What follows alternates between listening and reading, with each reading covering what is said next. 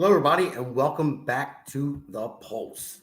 I'm your host for tonight, Damon G, and this episode is called Take It to the House because that's exactly what just happened. The Senate passed President Donald J. Trump's big, beautiful bill, and now all eyes turn to the House. Let's dive into it. Then there's other segments too. I don't want to be a spoiler alert on what they're going to be, but I'll start off with the big, beautiful bill. It's not just a piece of legislation, it's a message that the America First agenda isn't just alive, it's dominant. And we're going to talk about that. It's going to segue in all the other segments as well. The big, beautiful bill lays out the groundwork for energy independence, border security, economic sanity, I would say. It puts American workers first.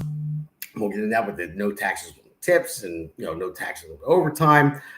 And it basically crushes globalist overreach. It kills the red tape that chokes off our businesses and frees our military from the woke nonsense. So, short monologue because I really want to get into it. I want to get to all of our co-hosts and guests because they're going to have a lot of great things to say tonight. So, let's go with this. That's my monologue. It's over. Let's go to our first segment. I want to introduce our guest. First, we have Alexandra Levine from Alexandra Levine Live, a.k.a. our own Peter Ducey. Just had an article posted on Newsmax about her, which is awesome. Awesome, by the way. I'm still surprised about that. Well, I'm not surprised, but I was just being sent to me today. I'm like, wow, that's awesome. So, and we have our other co-host, Seth Eisenberg from the Conservative Corner. Hello, Seth. How you doing? What's up, man? And our guest, Elena Barbera from the Base Mother. And Elena, there she is. Hello. And Tim Fazenbaker, hopefully he fixed his hair because he's having a little trouble. What? Yep, it's better.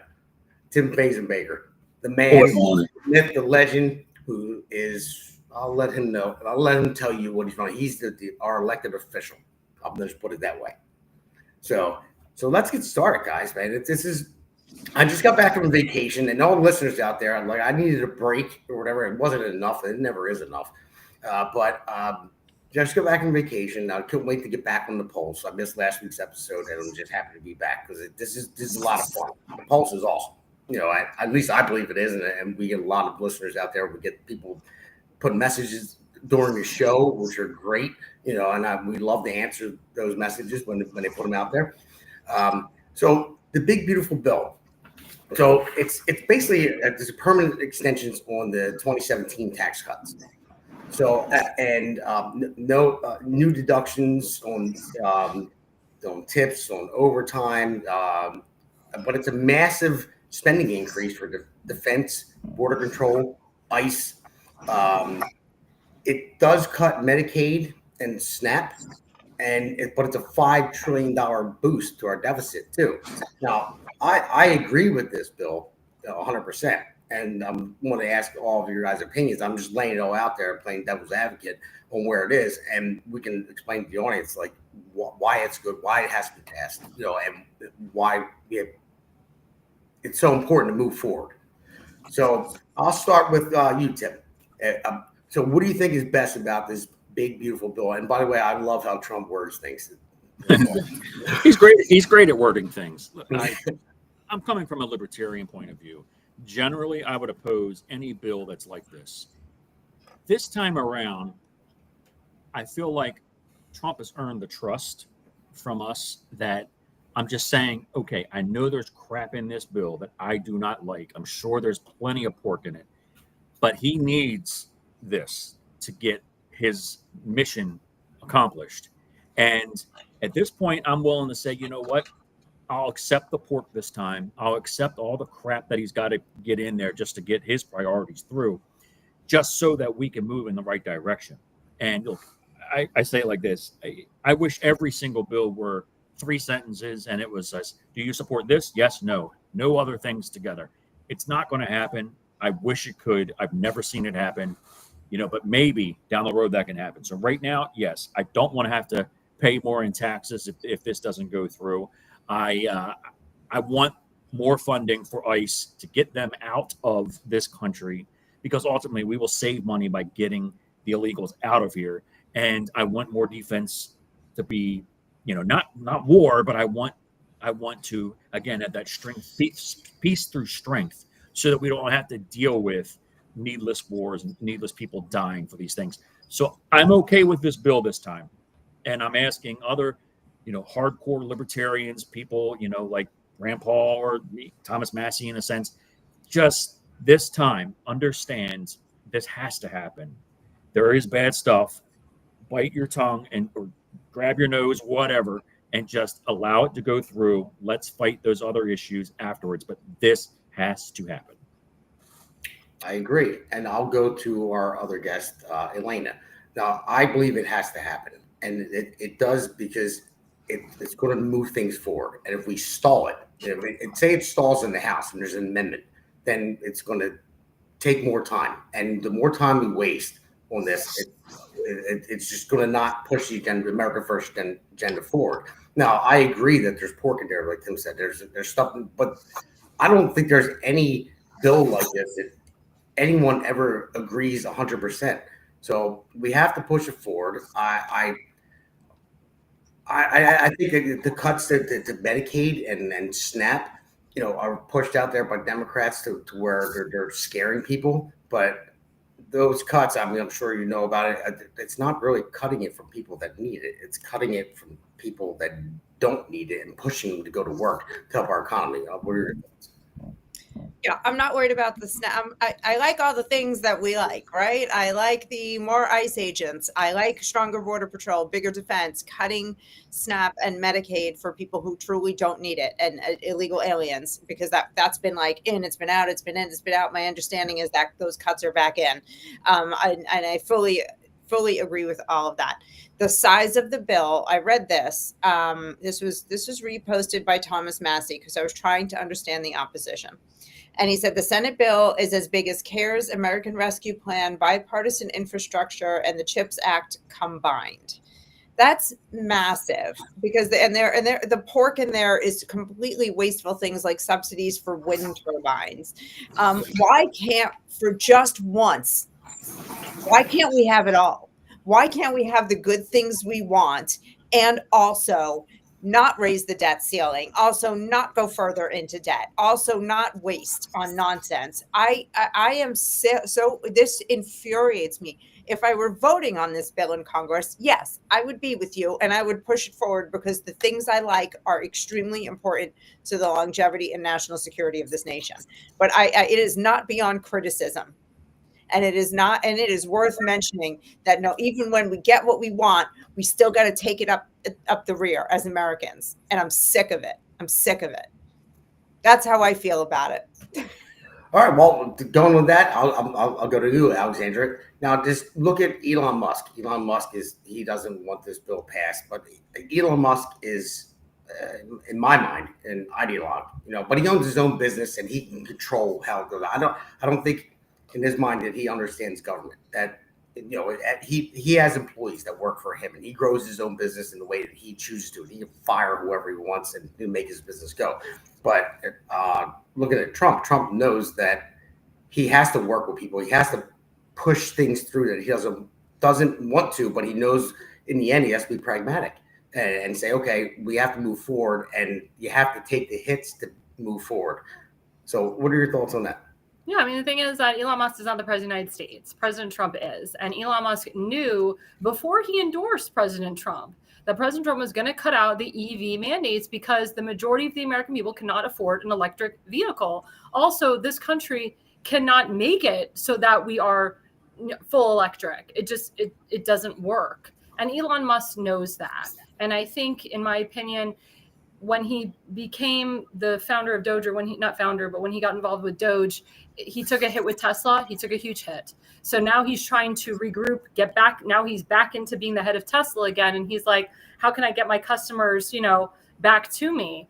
And unfortunately, what he's doing is he's hurting a lot of the good work that he did at Doge, and he's hurting the good relationship that he has with President Trump.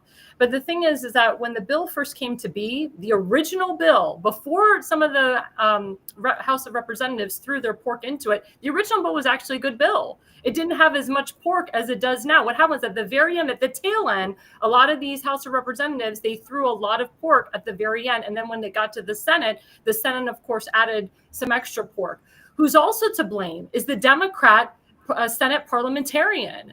She went against a lot of the Republicans in the House, and I blame Senate Majority Leader John Thune for allowing her to continue. My Congressman, Greg Steube, who's hardcore conservative, he called for the removal of that Senate parliamentarian. She should have been removed. She should have been fired. She doesn't control, the power of this bill, the power of the purse. It kind of reminds me of a parliamentarian that Tim deals with on a monthly basis.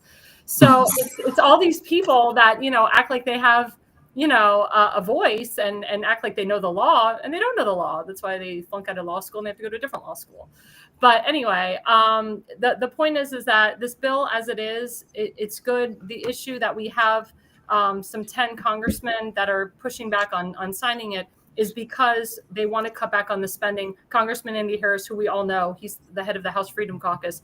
He's all about cutting back the spending. So he's working right now to cut back the spending so that it'll be a bill that he feels comfortable signing on to. All right. Now to my man Seth. Got a good question for you. How do you feel on this bill? Now, I'm very happy about the no tax on overtime because I control my job, so I want to tell the owner of my company, like tomorrow when it passes, it's time to work some overtime. So I'm a fan of that. So with that out of the way, like what are your thoughts about all of it? Like, I know what your job entails and stuff like that. I don't know if you're going to work overtime or anything like that, but even with people with no tax on tips and all that, but my biggest thing is the cuts to Medicaid and SNAP. And I see this all the time, like locally here in New Jersey. Donald Norcross is our congressman, and he keeps putting out there on social media that Trump is going to kill people, and with this bill, and people are going to lose their benefits, and they're going to take. And my mother-in-law is probably watching right now, that for the first time, hopefully, because my wife's over at her house right now, around the corner. And she was always afraid about that her son, my brother-in-law, he's autistic. And he needs this stuff, and he's in the facility and stuff like that. And this is stuff that he needs, and she's afraid it's going to cut from him, and it's not. But the Democrats keep saying that people are going to lose it, but they're not going to. The people that don't deserve it are going to lose it. It's an incentive to go to work, and that's what it is. And I think it's enough. It's common sense to say, okay, you only have to work so many hours a month. What is it, 40 hours per month or something like that? Tell me if I'm wrong. I forget what it is. 80 hours a month. 80 hours a month. Yeah. It's like, okay, get out to work and pay your taxes. It's going to help our economy. Where do you stand with that, Seth? I really have no opinion. Oh, I know you have an opinion. That's because he's getting Medicaid and God, and everything for his foot. He needs it for his foot. Yeah, he needs to go fund me too. By the way, we can mention that in the end. He needs it. His foot, guys, everyone listening out there, he's got his foot used to be this big, and now it's like that big. So it's that's from putting his foot up the ass of everybody he doesn't like. I'm of the opinion that everyone from time to time needs help. I've never met anybody in my life that has not needed a hand up at least once or twice, 3, 4, 5, 6, 10,000 times. It happens. Life happens. And it's unfortunate that people that game the system and use that to their advantage that don't need to are going to punish those that honestly probably really need that and are probably trying to get off it as much as they can. And then, like I said, life happens. I agree with Tim that there's probably a lot of stuff in there that I don't like, that I think is ridiculous, but overall it needs to be passed because there's too much crap going on now that if we let continue, it'll be to a point where we can't do anything about it. It'll just snowball and we'll become a third world nation. We'll be so in debt that we won't be able to do anything, and it'll just turn into we'll be like North Mexico if it continues. Yeah. Overall, I'm not unhappy, but I'm not ecstatic. If that makes sense, I'm like, okay, it's got to be done. It's like Yeah. That's because you're getting what you want and you're taking it up the ass at the same time. That's Exactly. why you feel that way. Yeah. And unfortunately, not all bills are perfect. I wish they were, but they're not. Well, I agree. And I'm of the opinion that I will support something if I agree with it 93% or better. I'm at 92 right now. So I'm not against it. It's like Elena said, bend over, smile, and go, maybe it won't hurt that much. But I think it had to be done. Something along these lines had to be done. And it had to be done sooner rather than later. So that's why I kind of support it, because I see the intent behind it. I see what they're trying to do, and that I support. And like you were saying, the Democrats saying people are going to die. People die every day. It's got nothing to do with Trump. Right. And they need to stop acting like Trump is to blame for everything that happens negative in this world, because it's getting old. I'm tired of hearing it. It's fucking ridiculous. I mean, grow up.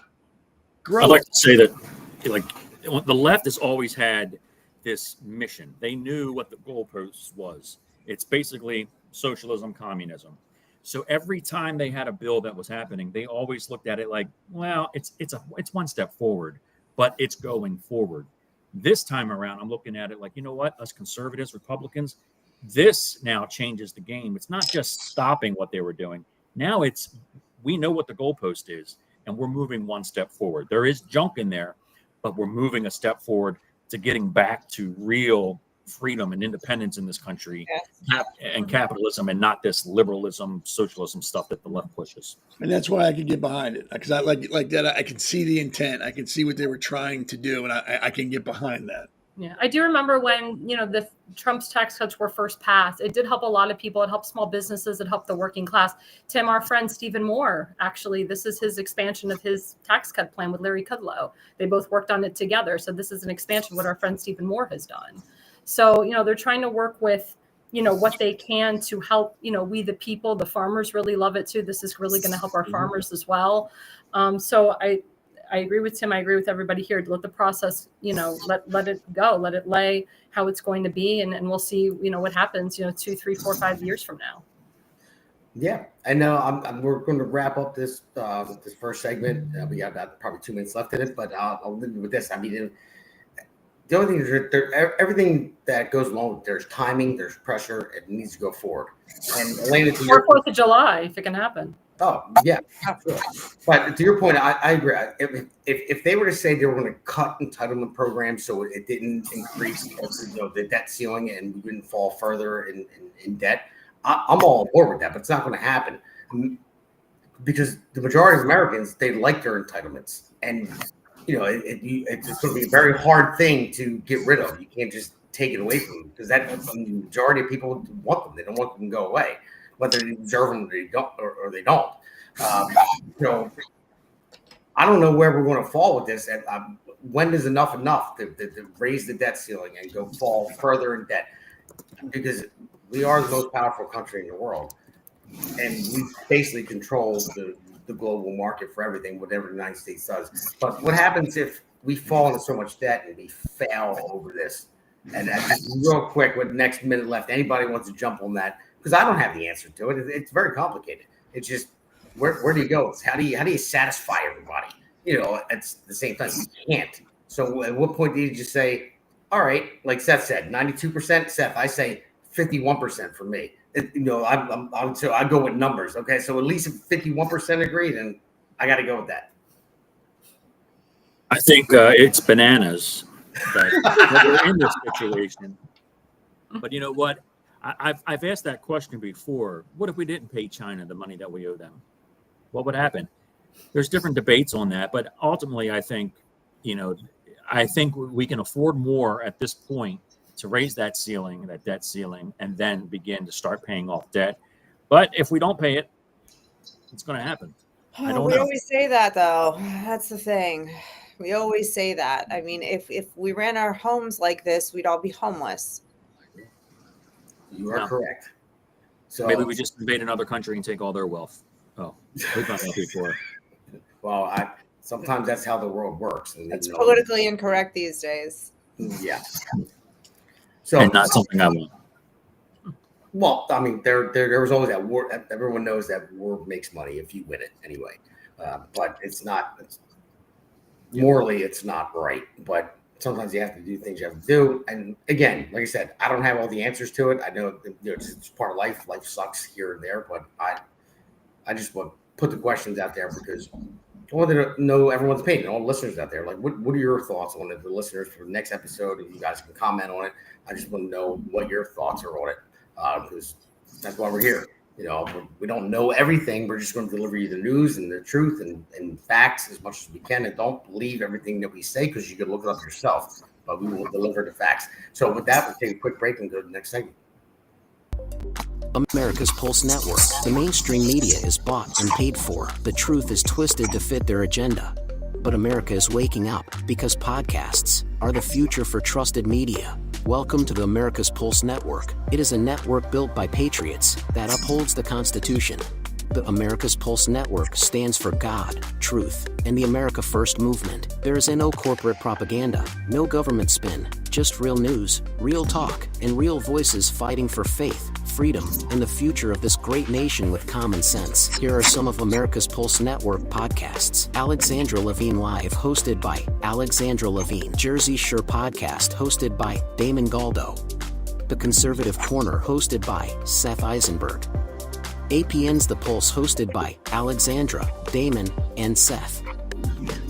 So tune into America's Pulse Network on the following social media platforms: X/Twitter, Rumble, Truth Social, Facebook, and YouTube. Join the revolution. Because the pulse of America beats for God and country. America's Pulse Network is for faith, family, freedom, and truth. All right, everybody, welcome back to segment 2, and this is called Trump Reigns Supreme. And I want to talk about the 3 big wins that Trump has from the Supreme Court. And the thing is, I want to ask the question to everybody here: like, if Trump wasn't in 2016 and Hillary Clinton, where do you think we would be with the appointees? Because we were lucky enough that Trump was in to appoint certain conservative justices that are rolling in a conservative way. Each of it was like a very decisive win for conservative governance. One is limiting the nationwide injunctions. That's a big win for AKA they call it the shadow docket win. Parental rights in education, barring mandatory LGBT and everything else that goes along with it, plans. That was a big one. And then there was another one: age verification for pornography. And there's a lot of different justices, and one, Ketanji Brown Jackson, like, I think she kind of embarrassed herself and showed her true colors. I mean, but everyone with a half a brain knew her true colors when she got in, but I think it just went even further today. But we're winning with the Supreme Court justices, and that Trump appointed, and I think it's saving the moral foundation of this country. Because he got in. So if Hillary would have won, obviously you probably know where it would be, but I just want to hear everybody's thoughts. So Seth, we'll start with you. What do you think? If Hillary won, geez, I'm going to say we'd probably be neck deep in wars. I think this country would be like having riots in all major cities because of a sense of entitlement that she would have instilled in people. Like, oh, you're owed this. You should have this. I think we'd be a laughing stock. I think our enemies would be much more aggressive than they are now. And I think the Middle East would literally be a nuclear wasteland by now. I think it would have exploded and gotten extremely out of hand quickly once everybody realized Israel had no more ally. And I think Russia would be doing more than the Ukraine. I think they'd be trying to get the band back together. All right, Alexandra, your thoughts. I agree with Seth. I think we'd be going into World War III under Hillary Clinton. I mean, North Korea, she said it would be very tough for, the people in this country know that President Trump has the power, to press the button for, nuclear weapons or so forth. And he said, yeah, when I have the power, you'd be in jail. So it's just very telling how, if God forbid she would have been the president of the United States, I think it would have been a big detriment to our nation. I think and if Kamala Harris, God forbid, became the president of the United States, our country would be in worse shape. I mean, the anti-Semitism would just be off the charts. I mean, me as a Jew, I would have to leave. I would be able to live here freely and safely. So I thank God every day that President Trump, won in 2016. I thank God every day he won again this time around. I think things would have been much worse under Hillary Clinton's leadership, definitely. And we would have had a lot more Epstein Islands under Hillary Clinton, too. No, that's a very good point, and I didn't expect you and Seth to go that route, like, making it, Oh yeah, my father and I were I ready know, to but go. no, We I'm were saying, ready to go. but an international level. Oh yeah, we would have left. We would have left. We were thinking about moving to Hungary. We would have left. We that was a big thing that my father and I talked about. We would have been. No, it's good. That's a good take on it, and it really is.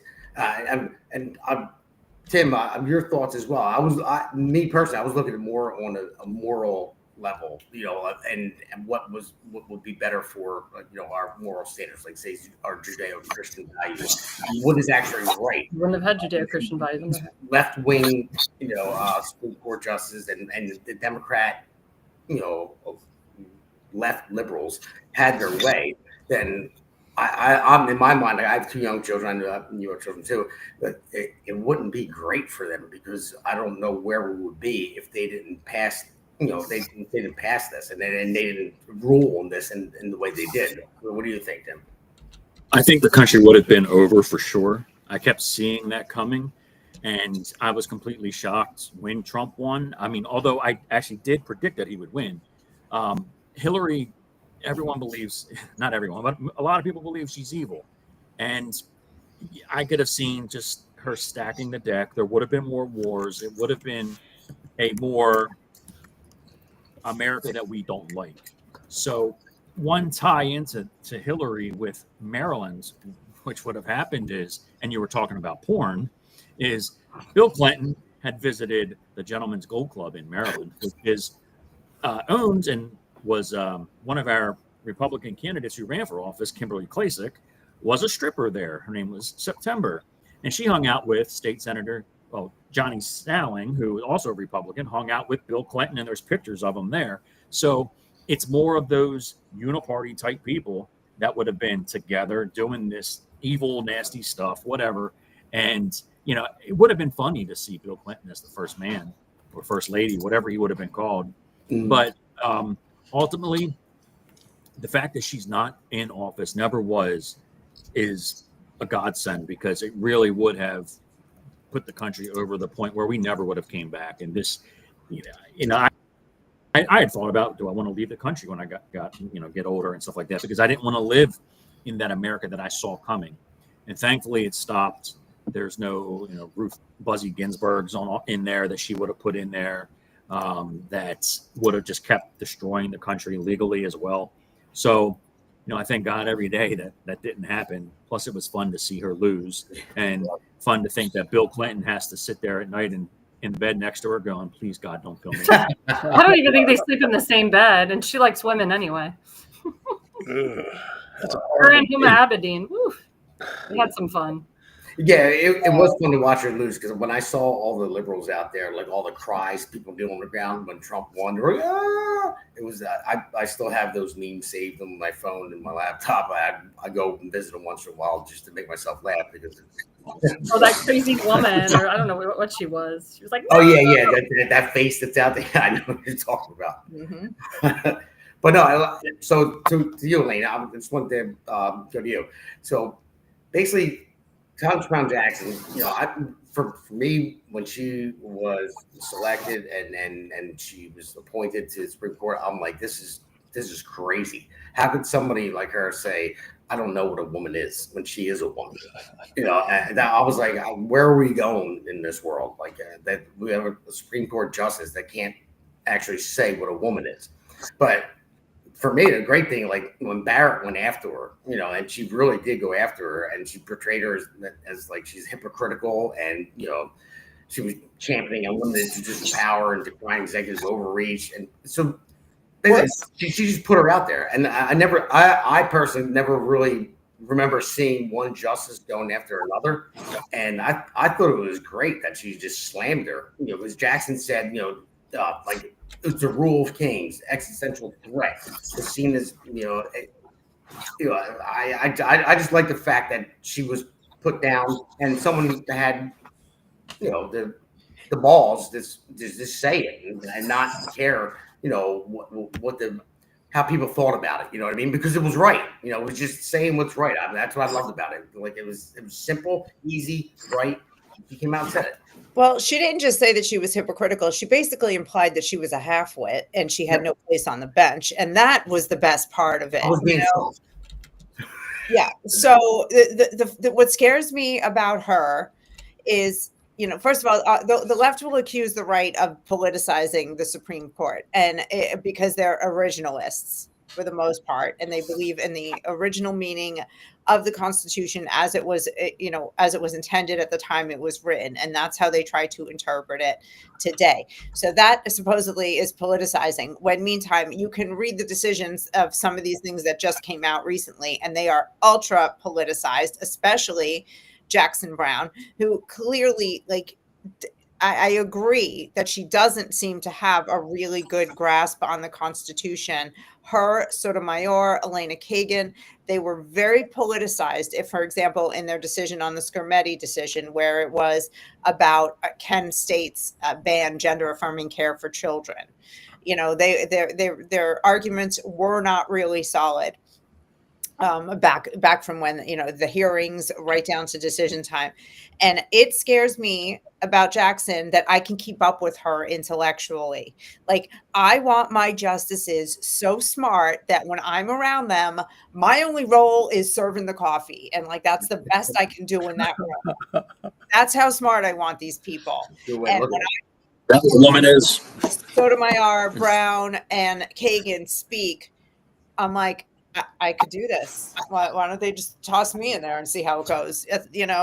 So it bothers me, and I think that if we had Hillary Clinton in, she would have appointed more of that. They wouldn't have called it DEI. They would have just said this was the most qualified person, because back then they were still doing their affirmative action DEI a little bit more on the sly. But we would just have an entire SCOTUS of half-wits, and I thank God that didn't happen. Okay. I just saw a comment. I'm not going to mention on whatever. We'll get to that. I have no idea what that means. But Associated Press construction for prison. Okay. Yeah. I don't want to talk about who I work for, but I don't know what the heck that means. So whoever it is, thank you for putting it out there anyway. At least you're watching. Keep watching the next one. So. But no, it's a good point, Elena. It's a very good point. Because I gotta ask, did she say Jackson Brown, like the singer? Isn't that her name, Ketanji Jackson Brown? No, it's Brown Jackson, right? Oh, you see, Running on empty. this is why I would serve the coffee at the Supreme Court. I can't. I heard you say it, and I started thinking. Running on empty. But no, I mean that is a good point, and it was scary, and I think that we're very lucky that Trump was in at the time that he was, because I don't know where we would be. Everything they tried to push through, at least there's some common sense, especially with the injunctions. All the injunctions are throwing Trump's way to stop him. It's like finally, it's like, all right, no, you can't do it. Because you shouldn't be able to stop we call it an executive order, by an injunction for when you're for the whole country. You know what I mean? So I'm glad that that's going away. It feels like more common sense is coming back. That's all I'm saying. So, but no, I'm thank you guys for that. Because I know we're all on the same page, but I like people that are watching that may disagree, and I want them to make comments, because I want to hear from people that think that it makes sense. I want to hear from people that thinks that Ketanji Brown Jackson was a good pick. Tell me that she makes sense. And Elaine, you put it perfectly. You want to serve their coffee because you want them to be smarter than you. And I look at AOC, and all that stuff, and she is going to be probably the nominee for president on the Democrats. Oh God, Kanahara. And somebody like that, it's like, how? It's like, when we look at somebody like Ketanji Jackson Brown, I'm going to say that for now. So when we look at her, the decisions she makes on a lot of these things affect our lives, and it ties in with the story I saw last night, where there are a group of people pushing to undercover a DEI that was happening in organ transplants, where Biden's administration was pushing people to base who was getting organs based upon their race. Yep. Eat, True eat, thing. yes. Horrible. And it was on Fox. It was on Fox last night, and it made me think, wow, okay, white men were probably at the bottom of that list. But you know what? It doesn't matter who was on the bottom. The fact that anybody was on the bottom is what's wrong. And because they push this DEI stuff with somebody like Ketanji Jackson Brown, that kind of stuff is just, it hurts us. And it ties into everything in our life. We don't care what a person is, what they do, who they look, what they look like.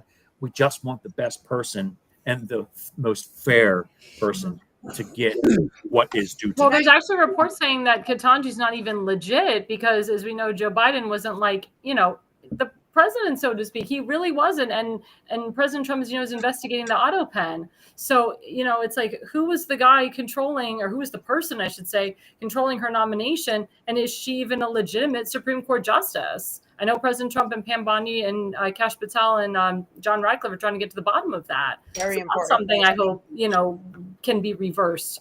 I hope that she gets off the court, because I hope that her being a Supreme Court justice is illegitimate. Well, she could go sing and dance on off Broadway then after that. Exactly, which she did.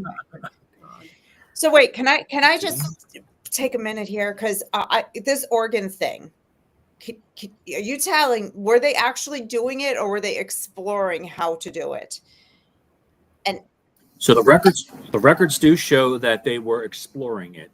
The law group that actually is investigating it now is saying they want to know if now that because of DEI practices and the documents they released asking how to do it, were they actually putting people down on the list based upon their race? And here's why I care, and I don't talk about this, okay, publicly.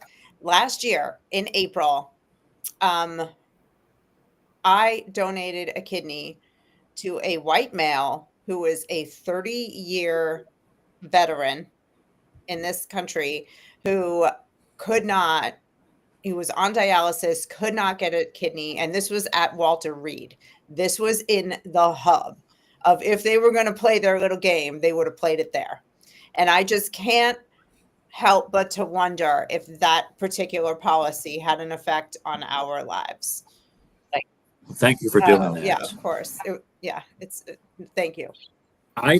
I believe, if I can, I believe what was happening was the people who were organ donors that were about to die, those organs were going to the people based upon DEI. If you wanted to donate specifically to another person, I don't think they could have stepped but he in. was waiting for a kidney. Here's somebody that gave 30 years to their country, waiting for a kidney. If he was pushed back and back and back on the list, you know what I mean? Like, he may have gotten a kidney sooner without me donating, which I'm glad. I don't regret it. Like, whatever, it was fine. It's no big deal. But it's, do you see what I'm saying? Like, he may have had it stuck to him and had to go through dialysis longer than he should have and all that.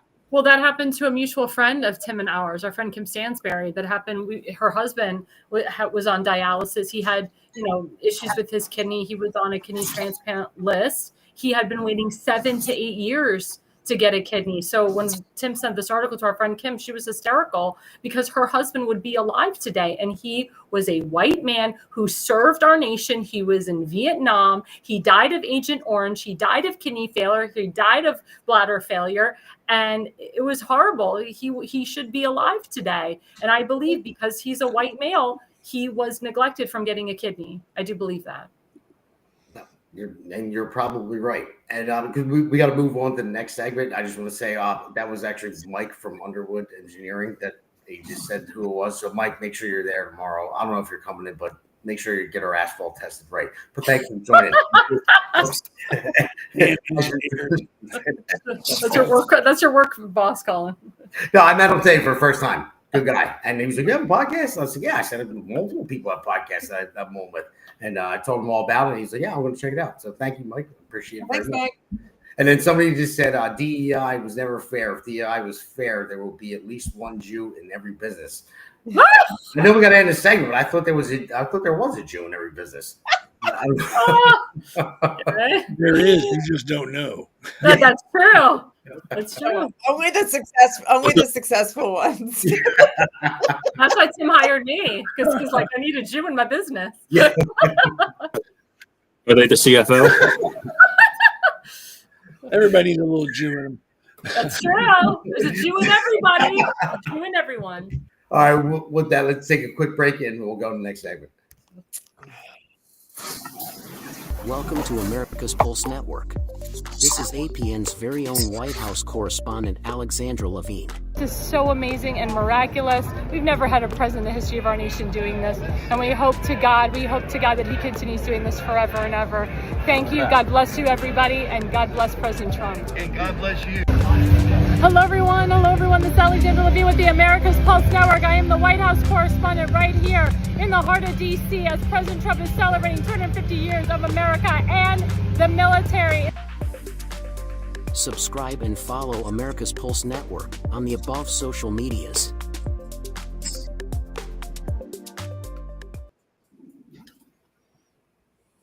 All right, and welcome back, everybody. So this next segment I call Doomsday for Democrats. And I'll explain why in a second. But first, before I get into that, Alexandra, and that I still call her, and I hope you're okay with it, our own Peter Ducey, White House correspondent, and congratulations on the article on Newsmax that you got today. I'm sure we'll post it on the website and put it out there, but congrats, man. I when you sent it to me today, I'm like, what? I'm like, awesome. Good job. I was even surprised that she published it so quickly because I literally just, she called me and we did like a phone interview thing, a few days ago. I didn't know how quickly it was going to be published. So I thank her for doing that. I thank the people involved that got me connected with them. No, I'm proud of you and a little jealous. I just had an article published by the New Jersey Globe about me, and it wasn't so good. I got my this was a DEI article because she was only looking for top. women. She only wanted to, interview women. So this was a DEI article. I'm just kidding. I've got a little blurb and a picture of me in the post office. There you go. No, I just figure maybe I'm just doing my job. Like Marco Rubio just said it recently. If you regret voting for me, then maybe I'm doing something right. So as long as I'm making it out there, that's fine. But no, I want to call this segment Doomsday for Democrats. And I thought about it because I am a comic book fan when I was a kid. And we got the new Superman movie coming out. I don't know if it's coming out tomorrow or Friday. I think it might be tomorrow. But either way, I don't know if I want to see it or not. I don't know if it's good or not. But I just thought about it because I wrote an article that got published a while ago. It was Doomsday for Democrats. And Doomsday is the fictional character in Superman that the more you hit him with, he just got bigger and stronger and stronger. And that was what it was. And that reminds me of Trump. You can hit him with whatever you want to hit him with. And he doesn't go away.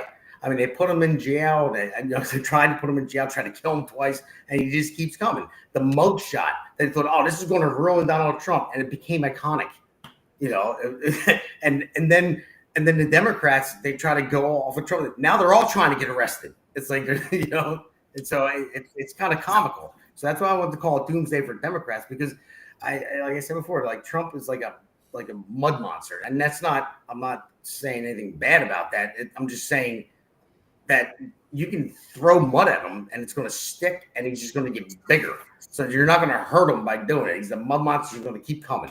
And I respect that. I always looked at Trump like I didn't know in 2016. I'm like, all right, well, this guy's kind of brazen. He's going to do what he wants. I'm like, all right, well, I want to vote for this guy because he's not what we're used to. He's an outsider. He doesn't play by the rules. So I'm going to try. But I didn't know. I was like, but what if he, everyone was telling me, you really want his finger on the nuclear button? And I'm like, I don't really think he's going to do that. But then I've respected him more and more because I'm like, man, this guy's a billionaire and he ran for president. Now I know Trump has an ego. He needs to have one because he likes to win. We need a leader needs to have some type of ego because they want to try to win. But I respect him because I would have, me personally, if someone tried to kill me twice and they tried to put me in jail, and they tried to say that I was in the Russia collusion hoax and do everything they could to stop me, I'd be like, you know what? I'm a billionaire. I'm going to go sit on a beach drinking Mai Tai. You guys can have it. And I respected him for keep fighting. And he's a fighter. And I like it. So thoughts. I'm not going to pick somebody. Go first. Are we just going to ignore the fact Cujo just got released somewhere? Are we just going to pretend that didn't just happen? I just want to make sure. Cujo heard the name Hillary Clinton. Okay, so it wasn't just me that heard Cujo just snap. All right, we're good. Carry on. I'm that one went over my head. What happened? Cujo? You didn't hear the dog? Oh, yeah. Well, no, I heard him in the background. Okay, I Yeah. didn't. And we all just pretended like nothing happened. We just kept talking. And he's gnawing on some kid right now. We're like, oh, anyway. Yeah, well, I was barking. I just thought of that song. Who let the dogs out? And that's good too. I mean, at least somebody's like, hey, that's. I know who Cujo is, but I missed that. Went over my head. The dog was just barking. But yeah, so Trump is Jackson not a Brown's probably politician. He's a older than businessman. Cujo. This country needs a businessman to run business. That's from Donald. Thank you, Donald. Appreciate that. So, Alexandra, what are your thoughts about the Trump, the doomsday for Democrats? No, well, the thing is that President Trump has so much power, a lot more power than he did when he first ran or when he was first in the White House. And I love the fact that, he said this will never be a socialist nation. We'll never have socialists in our country. He's doing everything he can right now to make sure that communist a-hole doesn't become the New York mayor. And he says it. He says, and he can do it. He, in my opinion, is the only one who can do it to really make sure that this a-hole doesn't become the next mayor of New York. And that's the power of what he's doing. And also the ceasefire that he created with Iran and Israel. He just did a huge trade deal with Vietnam. He's doing a bunch, of things right now, and people are getting on board. Canada's finally getting on board with him because they know he's got the power, and he's making America very strong now because we had 4 years of weakness under Joe Biden, and we had even more weakness under Barack Hussein Obama. So Trump has to reverse all of the weakness that we had and just make our country stronger. And that's why he's pushing so hard to pass the One Big Beautiful Bill as well, to keep our country stronger. Agreed. And Elena, I'll take it to you because you and I agree on different on pretty much everything. But I agree with you on a lot of different things because we have different personal things that we want to go after, like no sexualizing the kids. It's a big thing. So you and I are on the same level with all that stuff. So how do you think Trump took over and he's the kind of guy that doesn't care. He says what's right. Like when he says no men and women's sports, that's it. I'm going to go after any college, Harvard, whatever it might be, that, or you know what I'm talking about. And we're going to not fund you if you do this. And Trump has the balls to do it. And so what do you think? Thank God. After what we saw in the last administration where we had topless trannies dancing on the White House lawn. It's true. You remember, right? Y'all remember that? We should have cut that. that. With his hands on his nipples going, I'm topless at the White House. That was literally the video that was on. I was like, what nightmare am I living in? That fucked me up. I'm not going to lie, it did. So, that fucked me up. When I saw, I'm like, were you kidding me? So go ahead. Oh, he's getting the effort in there. Yeah, it was absolute madness. They had trannies in there dancing around on Easter and at other times, and men with long fingernails doing White House videos. I was like, what circus are we in? So now we have somebody who's just like back to sanity, back to basics. Men are men, women are women. That's all there is to it. And he's putting feet to the fire. He's tying money to it. He's applying pressure, and it's happening. You might have seen UPenn is now going to be formally apologizing to every female athlete who had to compete against a male, change in a locker room against a male. They're having their records reinstated and all, like Leah Thomas. Oh, sorry, your name's coming off the wall because you're a dude who couldn't swim that well. So I am so grateful for that sanity. I just, as a person who believes in science, as a person who kind of likes logic, and as a Christian, I feel like all of those parts of me are being honored in this president, even though he is an imperfect person, but there is no perfect person. So, I love him for this. I'm so grateful. Well, Tim, KBJ, she said that I'm not a scientist. She doesn't know what a woman is. So, do any of us know what a woman really is? I can't figure out my wife. Well, I don't know. I know how their brain works. No, never going to figure it out. But you do know that she's an adult human female, right? Yeah, I know she has a vagina. Yeah. Okay. Look, I feel for Leah Thomas. She worked her balls off to win those awards just to be taken away. But that's what I'm saying here. When President Trump, this time around especially, when he came back in office, there was a veil lifted where we can actually talk again about things that are that were considered or considered taboo. Like, we can talk about, there should be a Jew at every business. And I say, yeah, aren't they the CFO? Right? Because it's in jest. And we have Jews right here. Nobody's offended. And then people can say, hey, what, white people, this or that. And it's all fun. And if you mean it in fun, because that's how it used to be. We could talk to each other, and we weren't as racist of a nation or hating each other because we weren't balkanized. And that's where I feel now, and I see it with people all the time. They'll be like, I can say now what I really always felt like I couldn't say. And it was almost like we were becoming like the Soviet Union. You weren't allowed to say things. You go to jail. So, he has changed culture and brought it back to sanity, as Miss Barbera was saying, which was basically, like common sense and sanity in this nation is what is back again. And we don't have to worry about joking about Leah Thomas working her balls off to get those awards, because it's funny. And most of the people in the country go, yeah, I get it. It's a joke, but it's also common sense that the dude is a man and he really shouldn't have been in those sports. And thank God that my girls don't have to deal with that crap anymore. They never did, well, thankfully, but they'll never have to deal with it as long as Trump is president. Oh, well, Arlene Heather's going to get you for that, Damon. Did I say something really bad about that? My wife has a vagina. Arlene, thank you for posting the comment. I love Arlene. I call her the mother of my campaign when I ran for Congress, and she's awesome. But so now she's probably calling my wife and getting in her ear and all that good stuff. But no, I do not know what my wife thinks half the time, and she doesn't know what I do. So it's just it is what it is. But Tim, to your point, it's like a breath of fresh air, where it's like you just want to say what's right. Like I'm in construction, so we talk about things that people would think we're like, oh, you can't say that. I'm like, well, no, everybody, like I'll call somebody something that I'm friends with, that I work with, and they're not gonna take it like it's derogatory or racist or anything like that.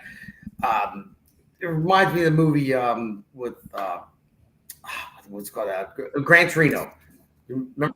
Remember how they talked to each other in the barbershop? And that's how it used to be, because they knew it didn't mean anything. It was just comical, and it was just people being people.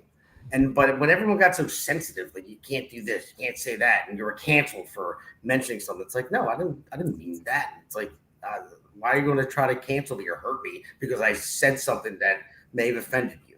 It's like, I didn't mean to offend you. Just like grow frig up. You know what I mean? Seriously. Yeah. And that's what Trump brought back. He said the things that people wanted to say, and they're like, finally, we got somebody in office that's going to say it for us, and now we're comfortable to get back to being normal people. And that's what it is. Exactly. So before we wrap this segment up here, somebody said construction humor rocks. It does, actually. It does. I have a lot of fun with the job. Yeah. So, but before we go to the next segment, anything else you guys want to touch on? I was going to say, so Donald Willinger, he wrote, "Mother taught me 2 rules. Rule number 1, women are always right. Rule number 2, if you find a woman to be wrong, see rule number 1 and make it work." Yeah. He's right. He's right. I've learned it. Almost 20 years of marriage. It's yes, dear. Yeah, it's yes, dear. That's it. I'm going to be honest. I don't understand what goes on in my wife's head all the time, but I know how to get out of it and just say yes, dear. Yeah, I'm wrong. You just say yes, dear. Even when I gave up. I mean, that part I'm willing to give up on and just say, okay, I don't have a say in that. It makes my life easier and it makes her happier, and she knows that I'm condescending when I say it. But that's just like normal shit. That's what it is. So, all right. So, we're going to take another break. We're going to go to the next segment, and I'll explain why I named this segment that way. So, let's take a break real quick. America's Pulse Network. The mainstream media is bought and paid for. The truth is twisted to fit their agenda. But America is waking up because podcasts are the future for trusted media. Welcome to the America's Pulse Network. It is a network built by patriots that upholds the Constitution. The America's Pulse Network stands for God, truth, and the America First movement. There is no corporate propaganda, no government spin, Just real news, real talk, and real voices fighting for faith, freedom, and the future of this great nation with common sense. Here are some of America's Pulse Network podcasts. Alexandra Levine Live, hosted by Alexandra Levine. Jersey Shore Podcast, hosted by Damon Galdo. The Conservative Corner, hosted by Seth Eisenberg. APN's The Pulse, hosted by Alexandra, Damon, and Seth. So tune into America's Pulse Network on the following social media platforms: X/Twitter, Rumble, Truth Social, Facebook, and YouTube. Join the revolution. Because the pulse of America beats for God and country. America's Pulse Network is for faith, family, freedom, and truth. So, all right, for our last segment, Light, it's called Seat at the Table. And I know it's kind of cliche, but I know what's going to come from this, and I could just imagine what you guys are going to say for this. So basically, it's who would you like to have dinner with? Past, present, future, whatever it might be. Like, dead or alive.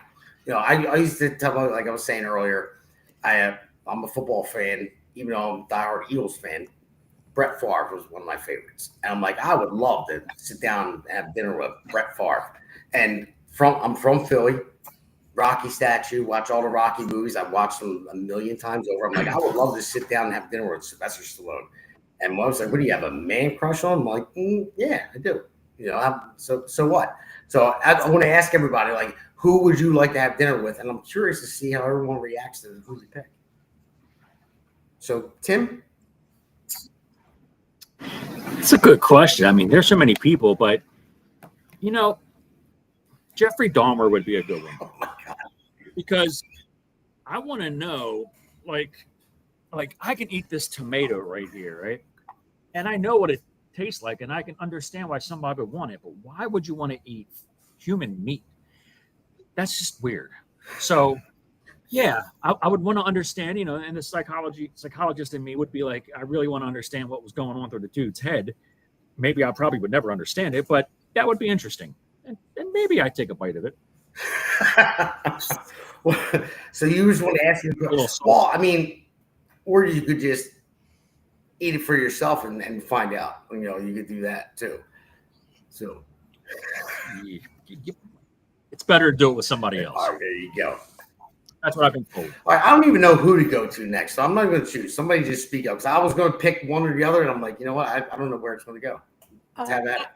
I can go. I'm going to go on the polar opposite end of that and say I would love to sit down and talk with Jesus and pick his brain. Now, I'm going to get that conversation one day at some point. Hopefully it'll go well. But I would like to have it now so that I could continue the rest of my life here with whatever I gain from that conversation. And maybe he could shed some light on the Jeffrey Dahmer situation too. If I do get that conversation, I'll be sure to ask him. Well, I mean, personally, I don't think that conversation would go well. I think Jesus would say, listen, I haven't told anybody personally what's going to happen in the afterlife, so you have to have faith. So he's like, you're not going to get it. You're not that special. He's like, everything I was going to tell you, I already told you in the book. Yeah, right. I know. He might. I do see the comment from Daily Mail about having dinner with his parents one more time.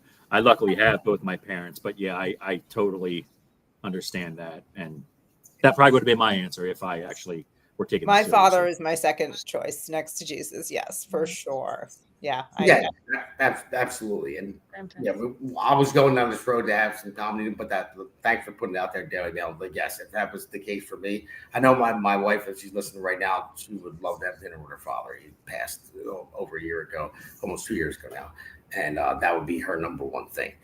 So, but thanks for putting it out there. So, Alexandra, I'm curious about you because I know you met a lot of people and you say different things, and you're like looking for this person, that person. You want to meet this person. I don't know where you're going to go with this. So, who's your person? Well, or multiple people. I'm sorry. Say it again. Or multiple people. Doesn't have to be just one. Well, I'll say two people. So the first person would be my grandparents. I miss my grandparents very much, especially my grandfather. Tim knew of my grandfather. He was a wonderful guy. He died way too early. But the second person, so as everybody knows, I I still am a professional opera singer, but I studied opera pretty much half my life. And there's many opera singers that I never got to meet, I never got to sing with, I never got to talk with. And the biggest one is Luciano Pavarotti. He was one of the best opera singers, best tenors. And I never had a chance to see him live, never had a chance to talk with him. And he would have been a very interesting guy to have a glass of wine with, and just to kind of pick his brain and become a better opera singer myself. Also Maria Callas, she was an amazing opera singer too. She died in 1977. They just did a movie about her with Angelina Jolie, who I thought, in my opinion, did a horrible depiction of her. Didn't even look like the woman. She lip sung 92% of the movie. She didn't even learn how to sing opera herself. But that's another person. So like all these opera singers that I used to admire and used to look up to, a lot of these dead opera singers, I would love to sit down and talk with them if I could, just to pick their brain and again, have me grow as a singer myself. So, opera singer. So, Enrico Palazzo, he's out. He's out. Like I would like to, talk to like the dead opera singers like Joan Sutherland, Beverly Stills, Montserrat Caballé, like the greats. I call them the greats. I love the opera singers of today, but they're not like the greats. I can tell you that. I got a question. Did you say Pavarotti? Pavarotti. Oh, because I was like, I thought Pavarotti was still alive. No, I say it like an Italiano, Pavarotti. So, all right, Seth, before I say what you think you're going to say, is like, I don't want to have dinner with anybody. They should want to have dinner with me. Have at it, buddy. Okay, so there's two answers. One, if I'm taking it seriously, my mom passed from cancer. And the last 3 weeks she was alive, she couldn't talk. She moaned and would point. And then the night before she passed, she was looking at me and moaning and pointing a lot. And like I could see in her eyes, she wanted to tell me something.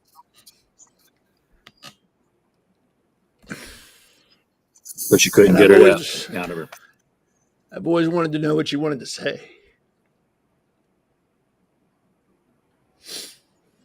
So that's who I'd want to have dinner with. I understood. Find out what she said. Find out what she wanted to say. Yeah. Not even that, just to see her one more time. And then his second choice would be Sun Tzu, just because I've read that book Art of War 25, 30 times, and I would just love to pick his brain and just find out how he came up with everything that's still relevant today, centuries ago. I mean, that book you could live by now, and it would still work like it did back in his time. I would just be so interested to hear how he came up with that. I think that would be it. So, yeah, first would be my mom, and then Sun Tzu. And then, yes, of course, people should want to eat with me. I don't even know why that's a question. I don't understand that. I do if you're buying. That's all I'm saying. Jeffrey and I want to eat. That's what I was going to say. Flip for Tim. I don't know if I want to be with Tim. He might eat me. Because I heard I taste like chicken. So I don't know. He's cannibal curious. Jerk. Well, I can cook, so Jerk everyone chicken. come and be with me and eat with me. More like Israeli Is it chicken. kosher to eat? What, Tim? Is it kosher to eat human meat? Depends on the both, person right? you're eating. If the person's Jewish, then it's kosher. Then you can eat them. Depends on how they're killed. Yeah, I think Yeah, depends it on is that, depends too. how they kill. You have to drain their blood completely in order. That's awesome. Okay. All right. Like I said, I didn't know where this was going. Or to make a You went chicken right off the burger deep is end even here. funnier. You snap the neck and you swing it around your head 7 times and say a prayer. It's hysterical. I do want to say one thing though. And taking it like really seriously to answer that question. After hearing some of you guys say that, and I'm not in the position where I lost my parents, but I'd like to speak with Adam, from Adam and Eve, because I would like to know the beginning of everything. And whether you believe it or not, whether you call him Adam or something else, that first man that was actually here, I wanted to ask him, what was it like to be with Eve? That's all. Why don't you ask him, why didn't you keep your woman under control? Have you seen this place? That's True. right. It's true. He wasn't Italian. You know, how about you should blame her for everything? You're the one that ruined it all for everybody. Yeah. It's It's like the how'd you ultimate handle that? slippery slope. I'll just have an apple. Yeah. It's like, please, Adam. Forget about it. What do you want for dinner? I don't know. What do you Please, want? Adam. She used her sexual wiles to get what she wanted. Yeah, well, I'm not, and I'll say this: who I truly would want to have dinner with, candlelight dinner with my beautiful wife Heather. Oh. And I'm saying that because she's watching right now. I'm hoping I'm earning points for whatever I messed up on what I said. Arlene's talking to her right now, saying, "Go get them." I'm sure it's coming. But All right, so now you have to go book a candlelight dinner. You know that, right? You can't just say that and then not do it. all right, so any listeners out there, if you know a good restaurant, let me know. I'll book it there. Just make sure it's not Fleming's too Ruth expensive. Chris. So And Tim will come sing Jackson Brown songs to you while you eat. Running on empty. Or some Marvin Gaye. Or Ketanji Brown Jackson can come sing show tunes. now I have to ask my wife. Are you a woman? Oh, God. So, but all right, guys, listen, it was a good time tonight. I love doing the Pulse with you guys. You know, it's a good time. I know there's a lot of listeners out there too. We get a lot of comments, and thank you guys for everyone that's listening and making the comments. You make it even funnier, listeners. You know, Well, I was going to make the point. We actually had a lot of listeners, just a lot of them didn't comment. And I had messaged, people, they're like, yeah, we're listening right now. They just didn't comment. So we did have more listeners than what when the comments meet the eye. Bunch of creepers. or our producer's not like putting them up there. So I don't know. Maybe that's it. Maybe he's like, I don't like this one. I'm not going to put it up there. So, but he's the man behind the scenes. We do have the anti-Semitic button. If you say anything anti-Semitic, peace. Yeah, It's an ejection button, right? We get the rejection button. Ejection. Oh, ejection. Yeah. We got a comment from Jeffrey D. Meat tastes sweet. It puts the lotion in the basket, or it gets the hose again. Like I said, I am a movie buff, so I like to comment on movies, and if anyone knows where I'm going. But as always, guys, good stuff. And all the listeners out there, thank you for tuning in. And don't forget to tune in next week, Wednesday, 8 p.m. on The Pulse. And don't forget to catch all of our shows. We can go through it. I have the Jersey Shore podcast, Mondays, Fridays. That's going to change up a little bit for me. And I have the radio show on Thursday, 92.1 from 5 to 6. So I'll let everybody know where I'm going with it. I'm just, it's going to change a little bit, but everyone will know. But you have Alexandra Levine live, her show, Conservative Corner with Seth, the Base Mother with Lady Barbera, and Tim Fazenbaker, who I still can't pinpoint what he does because he's all over the place. I look at all his Facebook followers. He's got a million of them. He's running for office. He's got all these ideas. So I can't pinpoint him. So I'll let him just put it out there for himself. But yeah. So. And we want to talk about 4th of July. Oh well, yes, and my son's turning 7 on 4th of July. Oh, so very cool. Yeah, Tim hasn't announced it 4th of July. Go, Tim. We got 4th of July. I'll be announcing what I will be running for. I'm currently elected to the Republican Central Committee, which is kind of like the RNC, but I'll be announcing something special. It's going to be bananas, and I will be at the Dundalk Independence Day Parade, which I believe is the oldest parade in America for the 4th of July. And it is the bellwether of Maryland. So if you want to be governor or anything like that in Maryland, you have to go to this parade. And not running for governor, but John Myrick, who is running for governor, will be with me at that parade. Right. And I will be there also with Tim, and I will be covering the whole entire parade as well, and all of 4th of July that day for the Pulse. I'm not a male prostitute. So Oh my God. I'm old. Hey, if you know who Jackson Brown is, you're old. Yeah. Oh, yeah. Well, I can tell you will never see Tim at the Gold Club ever. I can tell you that. You might see me there. No. I'm not gonna lie. I was in the Navy. What do you expect? There you go. You'll see me at Jeffrey's barbecue. I didn't know he cooked them. I thought he ate them raw. I don't know. So, just Al curious. dente. Well, you could ask him at dinner if you ever have the chance to do that. There you go.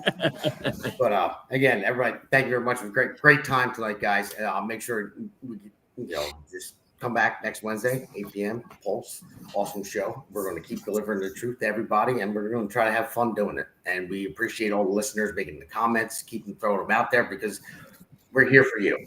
We're here for the listeners out there because we want to give you the best news that we possibly can. And if we give you something that's wrong, we want to hear it, and we want to know and why it's wrong. But because we think we're always right. So, but no, thank you very much, everybody. I appreciate it. We're going to wrap it up, and happy 4th of July. Happy 4th of July. Independence Day. Independence Day, yeah. We're going to have some fireworks. Fred, we got it right for you. Yeah, I know. It kind of sucked. Just to end up with this, it sucked for me for years because I had to explain to my daughter when she was younger why my son had fireworks on his birthday and she didn't. So every October, I had to buy fireworks instead of my birthday. At least she's old enough now to know that that's the reason why. Oh, someone's asking, is Michael Jackson alive? I don't think so. Yes, him and Elvis are hanging out. All right, everybody. Have a good night. We're signing off. Join us next week on The Pulse, 8 p.m. Wednesday. Thank you. Night. Night.